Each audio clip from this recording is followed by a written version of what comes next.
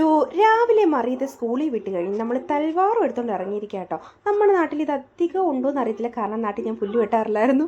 ഇവിടെ വന്ന് കേട്ടോ സകല ജോലിയും ചെയ്തതാണ്. ഇങ്ങനെ പുല്ല് ചെത്തിക്കളയും, പിന്നെ ഇങ്ങനെ അടിച്ചടിച്ച് കളയാൻ ഞാൻ ഈ ചെയ്യുന്നല്ല. നല്ല രീതിയിൽ വരും കേട്ടോ, മൂർച്ച വേണമെന്നേ ഉള്ളൂ. പക്ഷേ കൈ നല്ല രീതിയിൽ പണി തരും, തഴമ്പ് വരികയും കൈ നീറുകയും ചെയ്യും. അറിയാമായിരുന്നു, എന്നാലും കുറച്ച് വൃത്തിയാക്കാമെന്ന് വിചാരിച്ചു. മറി എപ്പോഴും ഇവിടെ കളിക്കുന്നതുകൊണ്ട് പാമ്പിനെയൊക്കെ എനിക്ക് പേടിയാണ്. പിന്നെ ഞാൻ ക്യാൻറ്റീനിൽ പോയിട്ടോ, വാഷിംഗ് പൗഡർ നിർമ്മ എന്ന് പറയുന്നല്ലോ, അത് കണ്ടപ്പോൾ എനിക്ക് എടുക്കണോ വേണ്ടോ, എന്നാലും അങ്ങ് എടുത്തേക്കാന്ന് വിചാരിച്ചു. കാരണം ആദ്യമായിട്ടാണ് ഞാനിത് കാണുന്നത്. നമ്മൾ എടുക്കാറില്ലായിരുന്നു. പിന്നെ 65 രൂപയെ പ്രിൻറ്റ് വിലയുള്ളൂ, ക്യാൻറ്റീനിലാണ്ട് വില കുറച്ച് കിട്ടുമല്ലോ. ആ ധൈര്യത്തിൽ ഞാനങ്ങ് എടുത്ത കേട്ടോ, സോപ്പ് പൊടി എടുത്തപ്പോൾ. പിന്നെ നമ്മളിത് ആ ഹസ്ബൻഡിനെ വെയിറ്റ് ചെയ്തിരിക്കാൻ, ഹസ്ബൻഡ് കൂടെ ഉണ്ടായിരുന്നാലും പടപടെ ആളിനെ കാണാറില്ല, കാരണം എല്ലാവർക്കും ജോലി തിരക്കാണല്ലോ. അപ്പോൾ ഇവിടെ ഇരുന്നതാണ് ഇങ്ങനെ കാറ്റ് കൊള്ളുക കേട്ടോ, നോക്കിയിരിക്കുക. നമ്മൾ പിന്നെ നാട്ടിൽ പോവാണ്, കുറച്ച് സാധനങ്ങൾ കൂടുതലൊക്കെ വാങ്ങിച്ചിട്ടുണ്ട്.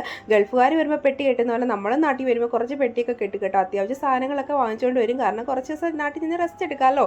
പിന്നെ നമ്മൾ രാത്രി ഒന്ന് നടക്കാൻ ഇറങ്ങി കേട്ടോ. നമ്മുടെ പരിസരമാണ് നല്ല നീറ്റായിട്ട് കിടക്കും എപ്പോഴും, അതെനിക്ക് ഉറപ്പാണ്.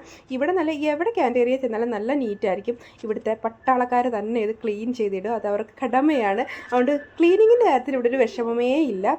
പിന്നെ വെളിയിൽ നിന്ന് ആൾക്കാർ വരും കേട്ടോ തൂക്കാനൊക്കെ, അതുകൊണ്ട് ആ കാര്യത്തിലൊരു വിഷമമില്ല. പിന്നെ നമ്മളിങ്ങനെ നടക്കാൻ ഇറങ്ങണം. മറിയതാ ഇതിൻ്റെ ചുറ്റുമൊക്കെ ഈ ഡെമോ വെച്ചിരിക്കുകയാണ്.